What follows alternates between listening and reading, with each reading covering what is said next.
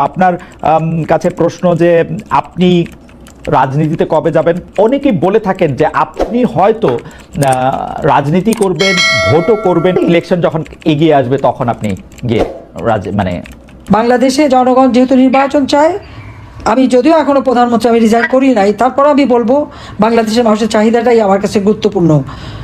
একদম সম্পূর্ণ নিরপেক্ষ তত্ত্বাবধায়ক সরকার গঠন করে তার অধীনে নির্বাচন দিতে হবে। ইউনূসের অধীনে কোনো নির্বাচন সফল হবে না, কোনো জনগণ ভোট দিতে পারবে না। সে তো জঙ্গি, সন্ত্রাসী এবং তারেক জিয়া আর এক জঙ্গি, এদেরকে নিয়ে সে সমস্ত ভোট নষ্ট করবে। কাজেই নির্বাচন হতে হবে একেবারে অবাধ, নিরপেক্ষ, সুষ্ঠু নির্বাচন। একজন তত্ত্বাবধায়ক সরকার, সম্পূর্ণ নিরপেক্ষ তত্ত্বাবধায়ক সরকার অধীনে নির্বাচন হতে হবে, যেখানে সকল মানুষ তার ভোট দেওয়ার স্বাধীনতা পায়। আর আমি তো আছি দেশের মানুষের জন্য। আজকে যে ছাত্রছাত্রীরা এই আন্দোলনে গিয়েছিল, তারা আজকে বুঝতে পেরেছে তাদের ভুলটা। সবাই আমাকে ফোন করে, আমার কাছে ক্ষমা চাই। এটা তো আমার নাতির বয়সী, ক্ষমা করার কী আছে? তাদেরকে বিভ্রান্ত করা হয়েছে। এই বয়সটা অল্প বয়স, এটা তো বিভ্রান্ত হওয়ারই বয়স। আমি বলছি আমার কাছে ক্ষমা চাইতে হবে না, আমি এমনি ক্ষমা করি, দোয়া করি তোমরা অন্তত সঠিক পথে আসো, দেশকে ভালোবাসো, দেশের মানুষকে ভালোবাসো, মানুষের জন্য কাজ করো। এটাই, সুদখোর জঙ্গিদের জন্য না। যে বাংলাদেশ উন্নয়নের রোল মডেল, সেই বাংলাদেশ আজকে জঙ্গির দেশ হিসেবে পরিচিত।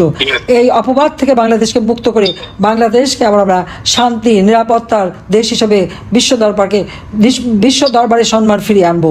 আজকে 32 নম্বর সেই বাড়িটি আগুন দিয়ে পোড়ায় দেয়। ওই আগুনটা প্রথম যে লাগিয়েছিল সে কিন্তু বিএনপির, যে ছবি তুলে আবার তারিখ জেকে পাঠায় প্রমাণ সহ। কিন্তু দুর্ভাগ্যের বিষয় যে এই বাড়িটি রক্ষা করার চেষ্টা কেউ করলো না। সেখানে পুলিশ, সেখানে সেনাবাহিনী। এরপর আবার এটা 5ই ফেব্রুয়ারি 2025 সালে বোলডোজার দিয়ে বাড়িটি ভাঙা হয়। তখনও পুলিশ আর আর্মি সারি সারি দাঁড়িয়ে আছে, কিন্তু তারা ঠেকায়নি। এবং হাতুড়ি নিয়ে নিয়ে যারা বাড়ি ভাঙে, আপনারা চেহারাগুলি দেখেন, অধিকাংশই হচ্ছে বিএনপির লোকজন। এবং চেহারা তারা স্লোগানও দেয়, যে তারেক জিয়াকে উদ্দেশ্য করে বলে যে তাকে কথা দিয়েছি, 32 নম্বর দখল করেছি।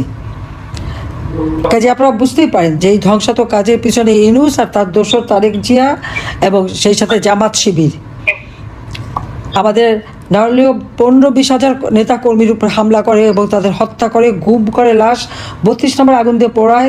3টি লাশ পড়ে থাকে রাস্তার উপরে। যখন একে একে মানুষের লাশ পড়তে শুরু করে এবং তখন গণভবনও তারা দখল করবে, হামলা করবে, স্বাভাবিকভাবে আমাদের নিরাপত্তা যারা ছিল তারা সেখানে অস্থির হয়ে পড়ে এবং এক পর্যায়ে ওখান থেকে আমাকে সরিয়ে আনে। আমি সরে আসার পর আজকে দেশের অবস্থাটা কী? আওয়ামী লীগ নিষিদ্ধ, ছাত্রলীগ নিষিদ্ধ, আওয়ামী লীগের নিবন্ধন বাতিল করে। আওয়ামী লীগের নিবন্ধন বাতিল করার ইউনূসকে, ডক্টর ইউনূসকে আমি সেটা জিজ্ঞাসা করি, সে কি জনগণের ম্যান্ডেট নিয়ে ক্ষমতা এসেছে? সে কি সাংবিধানিকভাবে ক্ষমতা এসেছে? আমরা তো জনগণের নির্বাচিত প্রতিনিধি, আমি তো জনগণের ভোটে নির্বাচিত, সংসদ কর্তৃক স্বীকৃত আমি প্রধানমন্ত্রী। ইউনূস তো তার মেটিকুলাস ডিজাইনের মাধ্যমে জঙ্গিদের সাথে নিয়ে এবং বিএনপি জামাতকে সাথে নিয়ে সে ক্ষমতা দখল করেছে। তার কি অধিকার আছে আওয়ামী লীগকে ব্যান করার? তার কি অধিকার আছে আওয়ামী লীগের নিবন্ধন বাতিল করবার? আওয়ামী লীগ যদি দেশ স্বাধীন না করতো, তাহলে কি বাংলাদেশে কখনো নিজেদের নির্বাচন কমিশন গঠিত হতো? সশস্ত্র বাহিনীর সদস্যতা খুব বড় মেজর পর্যন্তই থেকে যেত। কালে বাদে একজন বোধহয় কর্নেল পর্যন্ত উঠেছিল। জাতির পিতা 6 দফা দেওয়ার পর একজন আধা বাঙালি আর একজন যে বাংলাদেশেই বিশ্বাস করে না, জেনারেল পর্যন্ত মেজর জেনারেল পর্যন্ত উঠতে পেরেছিল। কোনো বাঙালির তো কোনো প্রমোশন হতো না। সিভিল প্রশাসনে কোনো বাঙালি কি সচিব হতে পেরেছিল? হয়তো একটা নেহায়ত পাকিস্তানের দালাল একটা দুটো কখনো কখনো, তাও তাদেরকে দেওয়া হতো না। আজকে জাতির পিতা দেশ স্বাধীন করেছে বলেই মেজর জেনারেল, লেফটেন্যান্ট জেনারেল হবার সুযোগ পাচ্ছে। আজকে সেই স্বাধীনতাকে ধ্বংস করার সব রকম প্রচেষ্টা তারা চালাচ্ছে। আর যে পাকিস্তানিরা মা বোনের ইজ্জত লুটেছে, গণহত্যা চালিয়েছে, ঘরবাড়ি ধ্বংস করেছে, আজকে তাদের দাবিদারি করা মানে পরাধীন থেকে ওই পাকিস্তানিদের বুটের লাথিটাই যেন এদের জন্য পছন্দ ছিল। জাতির পিতা যে তাদের সম্মান দিয়ে গেছে স্বাধীন দেশের নাগরিক, এটা পছন্দ হচ্ছে না। সেই জন্য তো মুক্তিযোদ্ধাদের আজকে অপমান করা হয়, স্বাধীনতার সকল স্মৃতি ধ্বংস করা হয়, ইতিহাস মুছে ফেলা হয়। কিন্তু শহীদের রক্ত বৃথা যায় না। লাখো শহীদের রক্তের বিনিময়ে অর্জিত এই স্বাধীনতাকে ধ্বংস হতে দেওয়া যাবে না। আমি আপনাদেরকে এটুকুই বলবো যে আমাদের সকল বন্দীদের মুক্তি দিতে হবে, সমস্ত মিথ্যা মামলা প্রত্যাহার করতে হবে, আমাদের পরিবারের উপরে যে হামলা চালাচ্ছে সেটা বন্ধ করতে হবে। আওয়ামী লীগের নেতাকর্মী গ্রামগঞ্জে সাধারণ মানুষের উপর যে জুলুম চালাচ্ছে সেটা বন্ধ করতে হবে। সাংবাদিকের স্বাধীনতা, সংবাদপত্রের স্বাধীনতা, মিডিয়ার স্বাধীনতা দিতে হবে। আইনজীবীরা যেন স্বাধীনভাবে তারা তাদের ক্লায়েন্টের পাশে দাঁড়াতে পারে সে ব্যবস্থা করতে হবে। আইনের শাসন নাই, কিচ্ছু নাই দেশে, সব শেষ করছে। আইনের শাসন প্রতিষ্ঠা লাভ করতে হবে। আমি জানি এ ব্যাপারে ব্যর্থ, সে পারবে না। ২৫ আগস্ট একের পর এক মানবাধিকার লঙ্ঘন করে যাচ্ছে আর সমস্ত দোষ আমাদের উপরে দিচ্ছে। আমার আওয়ামী লীগের লোক মেরে সেখানে আন্তর্জাতিকভাবে সব জায়গায় সে প্রচার করে বেড়ায় যেগুলি সব আওয়ামী লীগ করে। তার তো টাকা আছে, সে বাংলাদেশের টাকা চুরি করছে, লক্ষ লক্ষ কোটি কোটি টাকা সে বানিয়েছে এবং সেই টাকা খরচ করে বিভিন্ন আন্তর্জাতিক মিডিয়া থেকে শুরু করে সব জায়গায়, তারপর আবার সিনেমা তৈরি করে সেই শহীদুল্লাহ সে আবার শর্ট ফিল্ম করে ইউনিভার্সিটিতে দেখায়, সমস্ত মিথ্যা বয়ান দিয়ে দিয়ে দেখাচ্ছে। অথচ সেই আবু সাইদ থেকে শুরু করে মুগ্ধ থেকে শুরু করে যতগুলি হত্যাকাণ্ড, সেই হত্যাকাণ্ডগুলি এটা আমরা করি নাই, এসব ইউনূসের সেই নিজের করার, এটা তার পরিকল্পিত। বিএনপি কি ভেবেছে সেটা আমি জানি না, তারা মনে হয় সাপের 5 পা দেখে ফেলেছে নাকি। ওরা যে লাফাচ্ছে আর এরকম একটার পর একটা ঘটনা ঘটাচ্ছে, সাথে জামাত তো আছেই, তাদের তো খুন খারাপই। তো এরপরে তাদের ভবিষ্যৎ কি, সেটাই আমার প্রশ্ন। আওয়ামী লীগ নিষিদ্ধ, আওয়ামী লীগের কাজ করতে দেবে না, ছাত্রলীগ নিষিদ্ধ। অপরাধটা কি? আমাদের দেশ স্বাধীন করেছি, দেশের উন্নয়ন করে দিয়েছি, বাংলাদেশকে উন্নয়নশীল দেশের মর্যাদা করেছি, দারিদ্রের হার কমিয়েছি, এটাই কি অপরাধ হয়ে গেল? জুলাই হত্যাকাণ্ডের বিচারে আপনাদের অন্যতম চ্যালেঞ্জ হচ্ছে শেখ হাসিনাকে ভারত থেকে ফেরত আনা যাবে কিনা। অন্যদিকে আমরা দেখলাম যে জনাব ওবায়দুল কাদের নাকি 3 মাস দেশেই ছিলেন, তারপরে তিনি চলে গেছেন। বিচার প্রক্রিয়ায় আপনারা কি আসলে সবার সহযোগিতা পাচ্ছেন কিনা? আপনার কি মনে হয় তিনি কিভাবে দেশ ছেড়ে চলে গেলেন? এই সরকারের মধ্যেই কি কেউ কেউ তাকে দেশ ছেড়ে চলে যেতে সাহায্য করেছেন? ইতিহাসের নির্মম হত্যাযজ্ঞে যারা জড়িত তাদের বিচার এদেশের মাটিতে হবেই। মাথায় রাখবেন, পরাজিত শক্তি নির্বাচনের আগ পর্যন্ত বারবার মাথাচাড়া দিয়ে ওঠার চেষ্টা করবে। দেশের ইতিহাসে এখন পর্যন্ত যতগুলো বড় সংঘাত, সহিংসতার ঘটনা ঘটেছে তার সবগুলোর নেপথ্য কারণ ছিল ত্রুটিপূর্ণ নির্বাচন। আমাদেরকে নিশ্চিত করতে হবে ভবিষ্যতের কোনো সরকারই যেন আর ফেসিস্ট হয়ে উঠতে না পারে। রাষ্ট্রকে এমনভাবে মেরামত করতে হবে যাতে কখনো কোথাও ফেসিবাদের লক্ষণ পাওয়া গেলেই সেটিকে যেন তাৎক্ষণিকভাবে সেখানেই নির্মূল করা যায়, আর যেন 16 বছরের জন্য অপেক্ষা করতে না হয়, বহু মানুষকে প্রাণ দিতে না হয়, আমাদের যেন আরেকটি গণ অভ্যুত্থানের প্রয়োজন না হয়। জুলাই আগস্টের মানবতা বিরোধী অপরাধ মামলায় বিচার কাজ দৃঢ়ভাবে এগিয়ে চলেছে। বিচারের আনুষ্ঠানিক শুনানি পর্বও শুরু হয়েছে। ইতিহাসের নির্মম হত্যাযজ্ঞে যারা জড়িত তাদের বিচার এদেশের মাটিতে হবেই।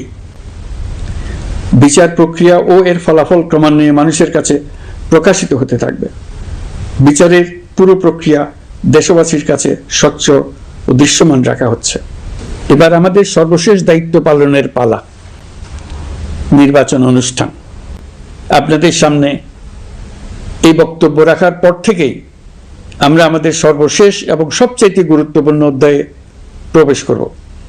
মাথায় রাখবেন, পরাজিত শক্তি নির্বাচনের আগ পর্যন্ত বারবার মাথাচাড়া দিয়ে ওঠার চেষ্টা করবে। 2026 সালের ফেব্রুয়ারি মাসে জাতীয় নির্বাচন অনুষ্ঠানের আয়োজন করেন। আপনারা সকলেই দোয়া করবেন যেন সুন্দরভাবে নির্বাচন অনুষ্ঠান করে এদেশের সকল নাগরিক একটি নতুন বাংলাদেশ গড়ার কাজে সফলভাবে এগিয়ে যেতে পারে।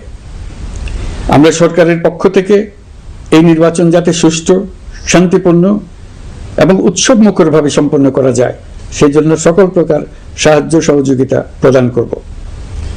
এবারের নির্বাচন যেন আনন্দ উৎসবের দিক থেকে, শান্তি শৃঙ্খলার দিক থেকে, ভোটার উপস্থিতির দিক থেকে, সৌহার্দ্য ও আন্তরিকতার দিক থেকে দেশের ইতিহাসে স্মরণীয় হয়ে থাকে।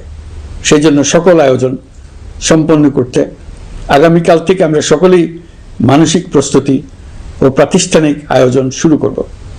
নির্বাচনে ভোটারদের সম্পর্কে দুই একটা কথা বলতে চাই। এবার আমরা প্রবাসী ভোটারদের ভোট দেওয়ার আয়োজন নিশ্চিত করতে চাই।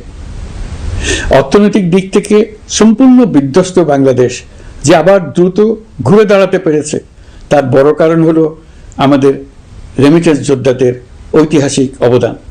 নির্বাচনে তাদের অংশগ্রহণ নিশ্চিত করার জন্য নির্বাচন কমিশন প্রস্তুতি নিচ্ছে।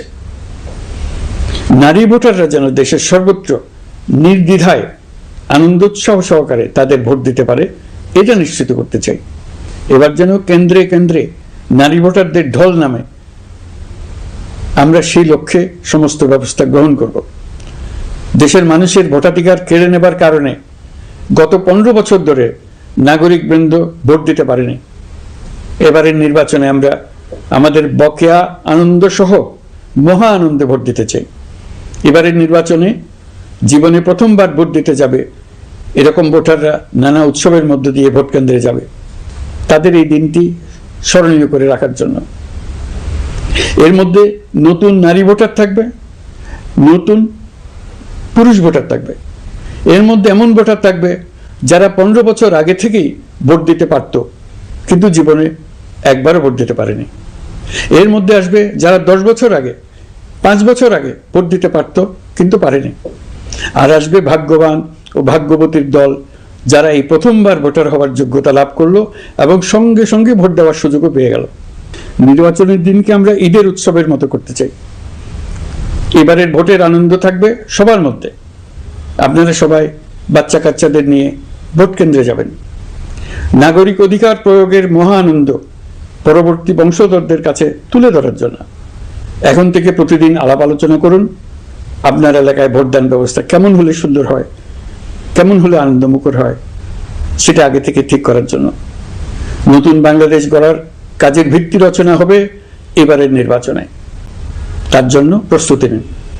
প্রিয় দেশবাসী, দেশের ইতিহাসে এখন পর্যন্ত যতগুলো বড় সংঘাত, সহিংসতার ঘটনা ঘটেছে, তার সবগুলোর নেপথ্য কারণ ছিল ত্রুটিপূর্ণ নির্বাচন। ত্রুটিপূর্ণ নির্বাচনের মধ্য দিয়ে কোনো দল যদি গায়ের জোরে নির্বাচিত হয়ে ক্ষমতায় আসে, তার চূড়ান্ত পরিণতি কি, তার জুলাই অভ্যুত্থান আমাদের দেখিয়ে দিয়েছে। আমরা ইতিহাসের কলঙ্কিত কোনো অধ্যায়ের পুনরাবৃত্তি আর করতে চাই না।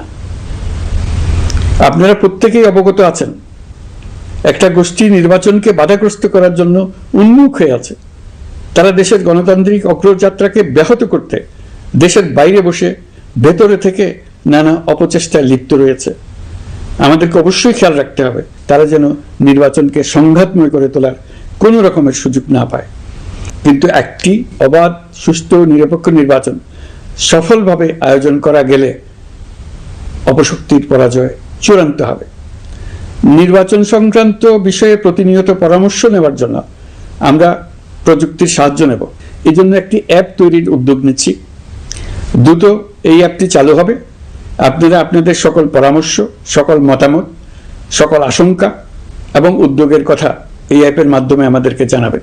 আমরা তা যথাযথ কর্তৃপক্ষকে জানিয়ে দেব, সমস্যা সমাধানের জন্য ব্যবস্থা নেব।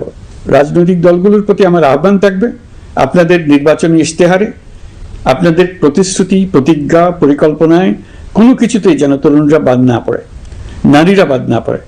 মনে রাখবেন, যে তরুণ তরুণীরা বাংলাদেশকে বদলে দিয়েছে, তারা বিশ্বকেও বদলে দেওয়ার ক্ষমতা রাখে। আপনার দল থেকে তাদেরকে সেই সুযোগ দেওয়ার উদ্যোগ নেন। আগামী নির্বাচনে সবাই নিরাপদে যার যার পছন্দের প্রার্থীকে ভোট দেবে, এটা নিয়ে